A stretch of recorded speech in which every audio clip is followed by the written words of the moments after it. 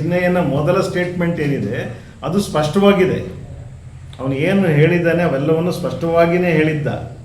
ತದನಂತರದಲ್ಲಿ ಯಾವಾಗ SIT ಅವರು ಇನ್ವಾಲ್ವ್ ಆದರೂ ಅಲ್ಲಿಗೆ ಹೋದ್ಮೇಲೆ ಅವನ ಸ್ಟೇಟ್ಮೆಂಟ್ಗಳು ಬದಲಾವಣೆ ಆಗ್ತದೆ, ಅವನ ನಡವಳಿಕೆಗಳು ಬದಲಾವಣೆ ಆಗುತ್ತೆ, ಅವನು ತೊದಲಕ್ಕೆ ಶುರು ಮಾಡ್ತಾನೆ.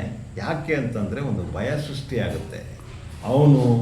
ಅವನ ಹೆಂಡ್ತಿನೂ ಕರ್ಕೊಂಬರ್ತಾರೆ, ಅವನ ಹೆಂಡ್ತಿನೂ ಮುಂಚೂಣಿಯಲ್ಲಿ ನಿಂತ್ಕೊಂಡು ಏನೇನೋ ಹೇಳಕ್ಕೆ ಶುರು ಮಾಡ್ತಾರೆ. ಇದು ಅರ್ಥವಾಗದಂಥ ಸ್ಥಿತಿಯಲ್ಲಿ ಯಾವ ನಾಗರಿಕರು ಕೂಡ ಇಲ್ಲಿಲ್ಲ. ಅನನ್ಯ ಭಟ್ಟನ್ನ ಕರ್ಕೊಂಬರ್ತಾರೆ, ಅವ್ರನ್ನ ಏನು ಮಾನಸಿಕ ಸ್ಥಿತಿ ಮಿತಿ. ಈಗ ಆಕೆಯನ್ನು ಪ್ರಮೋಟ್ ಮಾಡ್ದಂಗೆ ಚಿಕ್ಕ ಕೆಂಪಮ್ಮನ ಜೊತೆ ಆಟ ಆಡೋಕ್ಕಾಯ್ತಾ ಕೈಲಿ? ಇವೆಲ್ಲ ಒಂದು ಸಿಸ್ಟಮ್ಯಾಟಿಕ್ ಆಗಿ ಇವರು ಕೆಲವೊಂದು ಕೆಲಸಗಳನ್ನ ಮಾಡಿದ್ದಾರೆ. ಯಾಕಂದರೆ ನಾವು ನಿದ್ರಿಸ್ಬೋದು, ಹೋರಾಟಗಾರರು ನಿದ್ರಿಸ್ಬೋದು. ಈ ಕೃತ್ಯಗಳನ್ನ ನಡೆಸಿದಂಥವರು ಅವರು ನಿದ್ರೆ ಕಳ್ಕೊಂಡಾಗಲೇ 13 ವರ್ಷ ಆಗಿದೆ. ಅವರು ಏನಾದರೂ ಮಾಡ್ತಾನೇ ಇರಬೇಕು, ಶತಾಯ ಗತಾಯ ಅವರು ಮಾಡ್ತಾನೆ ಇರಬೇಕು ಕೆಲಸಗಳು. ಮಾನಸಿಕ ಸ್ಥಿಮಿತವನ್ನು ಕೆಲವರು ಕಳ್ಕೊಂಡಿದ್ದಾರೆ. ಅಷ್ಟು ಸುಲಭ ಅಲ್ಲ ಮರ್ಡರ್ ಮಾಡಿ, ರೇಪ್ ಮಾಡಿ ಜೀವನ ನಡೆಸೋದಿದೆಯಲ್ಲ, ಮತ್ತು ಈ ಎಲ್ಲ ಹೋರಾಟಗಳ ನಡುವೆ ಆರೋಗ್ಯಕರವಾಗಿ ಬದುಕೋ ಸುಲಭ ಇಲ್ಲ. ಇದು ಅದನ್ನೇ ಹೇಳ್ತಾರೆ, ಅದನ್ನು ಇಂಡೈರೆಕ್ಟಾಗಿ ಹೇಳೋದು ಕರ್ಮ ರಿಟರ್ನ್ಸ್. ಅಂದರೆ ಇನ್ನೇನು, ಕೃತ್ಯ ನಡೆಸಿದ ಮೇಲೆ ನಿಮ್ಮ ಮಾನಸಿಕ ಸ್ಥಿತಿಯ ಮೇಲೆ, ನಿಮ್ಮ ಒಳಗಿನ ಅಂತಃಶಕ್ತಿಯ ಮೇಲೆ, ನಿಮ್ಮ ದೇಹದ ಮೇಲೆ, ನಿಮ್ಮ ಹತೋಟಿಯಿಂದ ನೀವು ಕಳ್ಕೊಳ್ತಾ ಬಂದರೆ ಭಯ ತಾನಾಗಿ ಸೃಷ್ಟಿಯಾಗತ್ತೆ, ಒಂದು ಫೋಬಿಯಾ ಸೃಷ್ಟಿಯಾಗತ್ತೆ. ಏನಾಗುತ್ತೋ, ಎಲ್ಲೋಗಿ ನಿಲ್ತೀನೋ, ಇವೆಲ್ಲವೂ ಬರ್ತವೆ. ಇಂಥವೇ ಇದಕ್ಕೆ ನಾವು ಕರ್ಮ ಅನ್ನೋದು.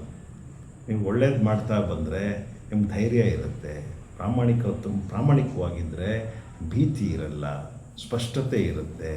ಆಮೇಲೆ ನಿಮಗೆ ಯಾವುದೇ ರೀತಿಯಾದಂತಹ ಹಿತಾಸಕ್ತಿಗಳಿಲ್ದಿದ್ರೆ ಸಂತೋಷವಾಗಿ ತಗೋತೀರ. ಅಯ್ಯೋ ಇದು ನಡೀಲಿ ಅಷ್ಟೇ, ಅದರಿಂದ ಗೆದ್ದರೂ ಸೋತ್ರೂ ನಮ್ಗೆ ಚಿಂತೆ ಬರೋದಿಲ್ಲ.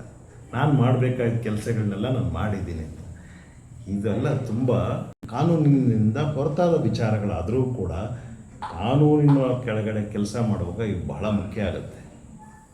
ಇಲ್ಲಿ ಪ್ರತಿಯೊಂದು ಕ್ರೈಮ್ಗಳ ಹಿಂದೆ ಒಂದು ಹಿತಾಸಕ್ತಿಯನ್ನು ನೋಡ್ತೀವಿ. ಇದು ಸುಮ್ಮನೆ ಯಾವುದೋ ರೇಪ್ ಆದಂಥದ್ದಲ್ಲ, ಯಾವುದೋ ಕೊಲೆಗಳು ಘಟಿಸ್ತಾ ಇಲ್ಲ. ಇದ್ರ ಹಿಂದೆ ಕೆಲವು ಹಿತಾಸಕ್ತಿಗಳಿದ್ದಾವೆ, ಹತೋಟಿ ಸಾಧಿಸುವಂತಹ ಶಕ್ತಿಗಳಿದ್ದಾವೆ, ಭಯ ಹುಟ್ಟಿಸುವಂತಹ ವ್ಯಕ್ತಿಗಳಿದ್ದಾರೆ. ಇದನ್ನು ಮೀರಿ ನೀವು ಹೋಗಬಾರ್ದು ಅಂತ ಹೇಳುವ ಒಂದು ತಾಕೀತು ಇದೆ ಇಲ್ಲಿ.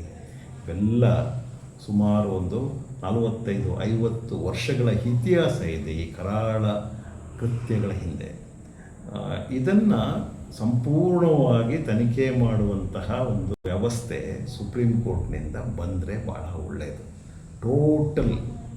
ಟೋಟಲ್ ಇನ್ವೆಸ್ಟಿಗೇಷನ್, ಸಮಗ್ರ ತನಿಖೆ ಅಂತ ಹೇಳ್ತೀವಲ್ಲ, ಅಲ್ಲಿ no matter whether it is Soujanya 74 FIR ಅಥವಾ ಭೂಮಿ ಅದು ಇದು ಅಂತೆಲ್ಲ ಹೇಳ್ತಿದ್ದಾರಲ್ಲ, ಇದೆಲ್ಲವನ್ನು ಸಮಗ್ರವಾಗಿ ನೀವು ತನಿಖೆ ಮಾಡ್ಕೊಂಡು ಬನ್ನಿರಿ ಅಂತ ಏನಾದರೂ ಹೇಳಿದ್ರೆ ಆವಾಗ ಖಂಡಿತವಾಗ್ಲೂ ಇದೊಂದು ಐತಿಹಾಸಿಕವಾದ ತನಿಖೆಯಾಗಿ ಉಳ್ಕೊಳುತ್ತೆ.